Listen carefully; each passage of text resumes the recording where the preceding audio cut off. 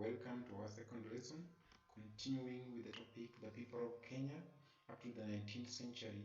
On the previous class, we had seen the Kushites. Today, I want us to look at the Bantu speakers. The Bantu speakers are the second language group in Kenya. The term Bantus refers to a group of people who speak the same or similar language with the common word "ntu", which means a person. For instance, you can research how do a Baluya calls a person, how do a Gikuyu calls a person, how do a Bagusi calls a person. You realize that most of their wordings are ending with "ntu". The Bantu-speaking group include the Abaluya, Abagusi, Abakuria, Agikuyu, Akamba, Ameru, Aembu, Taita, Agiriama, Digo, and Pokomo, as well as many other smaller groups. Their original homeland was somewhere between eastern Nigeria and the Cameroon, also known as Niger Delta or watershed or Congo Basin. The main dispersal point is the Congo forest. They entered Kenya into two main groups. We have the Western Bantus and the Eastern Bantus. And remember, they are the largest group in Kenya. Let's measure on these categories of the Bantus, the Western Bantus and the Eastern Bantus. So the first one is the Western Bantus. They include the Abaluya, Abagusi, Abakuria, and Abasuba, and settled in the western parts of Kenya after dispersing from Mount Kilimanjaro to Misri, thus the name Western Bantus. These guys, after migrating from the Congo forest, they came to Congo Basin, from Congo Basin to Mount Kilimanjaro, from Mount Kilimanjaro to Misri, and then back to Kenya through the Mount Elgon regions. The group include the Abaluya, Abagusi, Abakuria, Abasuba. So they begin with Aba, usisahau, don't forget. The second group of the Bantus is the Eastern Bantus. They are divided again into two. We have the Highland Bantus and the Coastal Bantus. Let's begin with Roman 1, the Coastal Bantus. They include the Taita, Pokomo, and the Mijikenda. They point Shungwaya area as their point of dispersal into Kenya. Let's see the case study of the Coastal Bantus. We have the Taita. They are people of mixed origin at the coast. According to their own tradition, they are a group of several clans, i.e. the Wasadu, the Wanya, the Wasan, the Wasasadu, the Waikumi, and the Wanyanya. The Pokomo. They moved from Shungwaya following River Tana, interacting with the Kushites like the Oromo and the Somali. The Mijikenda. The name means 9 clans comprising of the Kauma, Giriama, Duruma, Chonyi, Jibana, Kambe, Ribe, Rabai, and Digo. Each of the 9 groups settled in their own separate ridges referred to as Kaya fortified with thorny trees. Now, the second group of the Eastern Bantus is the Highland Bantus. Examples of the Highland Bantus are the Agikuyu, the Ameru, the Aembu, Ambere, and the Akamba. They also begin with Agikuyu, Ameru, Aembu, Ambere, and Akamba. So don't forget those.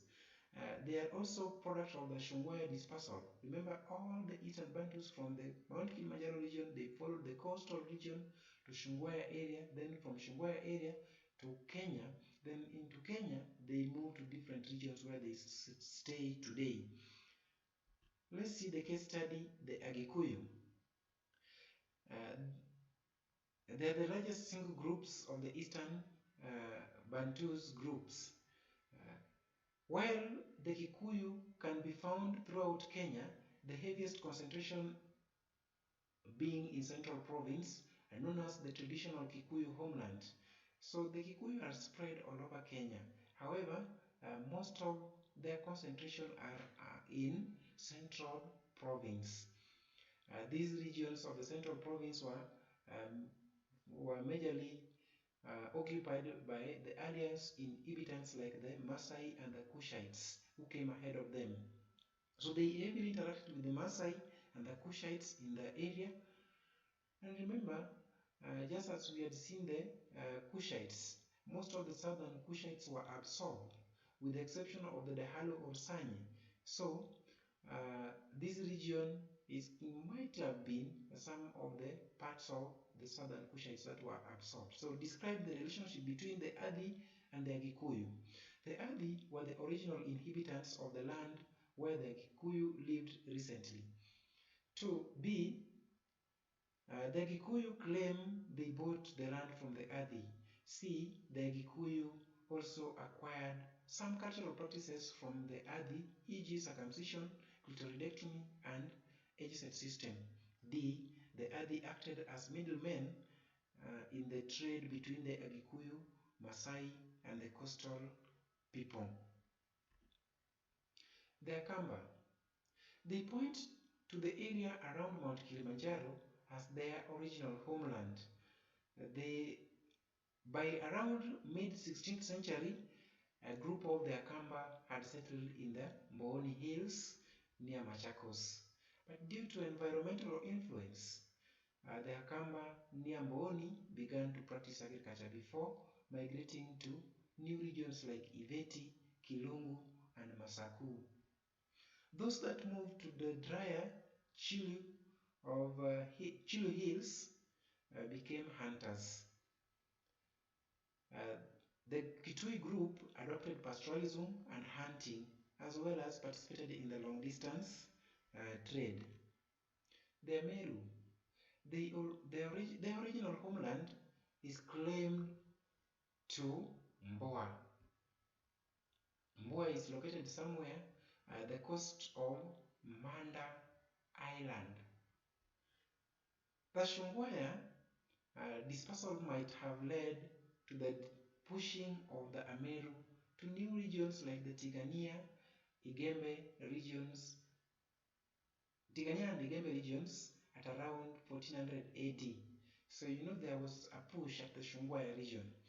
Again, they crossed the river Tana with the Tharaka section of the Gikuyu and settled to the rest of the Tana. Other section of the Ameru, like the Chuka section, settled in the west of the river Tana.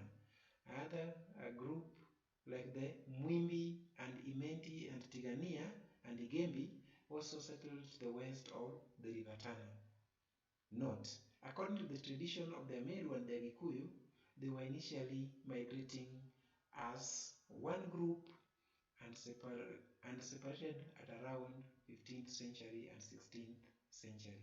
So at the beginning they were moving as one group, but by the 15th and 16th centuries they separated to their present day lands of stay. Reasons for the Bantu's migration. Roman 1, to search for more land for cultivation and culture. Roman 2, to search for new areas of settlement due to population pressure. Roman 3, to escape internal conflict between the families and clan members. Roman 4, to escape cultural conflict with the neighbors. Roman 5, to escape human and livestock epidemics. Roman 6, to escape natural calamities, e.g. drought and famine. Roman 7, the need for spirit of adventure to new areas. Roman 8, the knowledge of iron working technology facilitated their migration. Effects of the Bantu's migration. It led to the spread of iron working technology to the neighbors, e.g. the Kushites. Kushites learned that technology from them. B, it led to population increase in the regions of settlement, so they increased the population. C, it led to the spread of intercommunity conflict over control of the resources, e.g. Pokomo and Gala at the coast. Those people really struggle for the control of the resources, the Pokomo and the Gala. D, it led to increase in trade between Bantus and neighbors, e.g. Maasai and Gikuyu. They majorly traded. E, it led to cultural interaction between the Bantus and the neighbors. e.g. adoption of circumcision and age-set system, from southern Kushites. So they also interchanged the cultures. At F, it led to absorption and assimilation of the neighboring communities by the Bantus, e.g. the southern Kushites. Most of them were absorbed, with the exception of the Sanye or the Halo.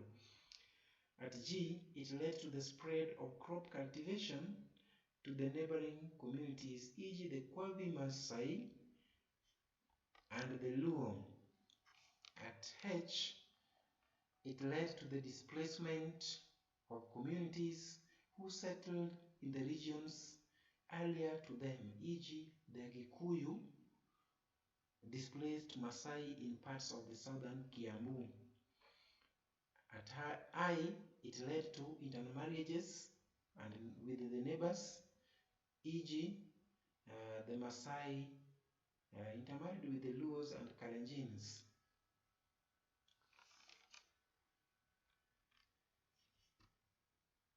Let's now see the importance of Shungwaya area to the Eastern Bantus.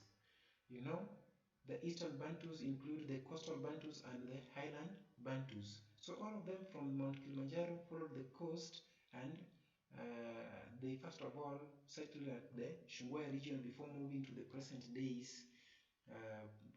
places that they stay in today. So importance of Shungwaya area to the Eastern Bantus. Roman 1, the Mijikenda claim to have originated from there. Roman 2, the Pokomo, Sageja traditions shows their dispersal from the area.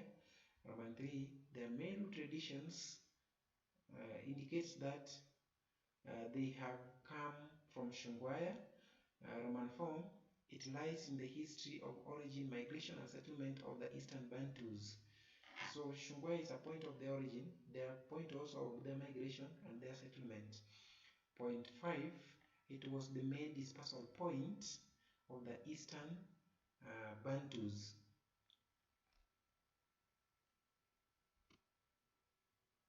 I've also summarized for you the effects of the Bantu migration into Kenya into both positive and negative to ease your work when it comes now to the examination. Sometimes you might be asked to give the differences on such. There marks the end of our discussion. I wanna say thank you for listening and stay home and be safe. Thank you.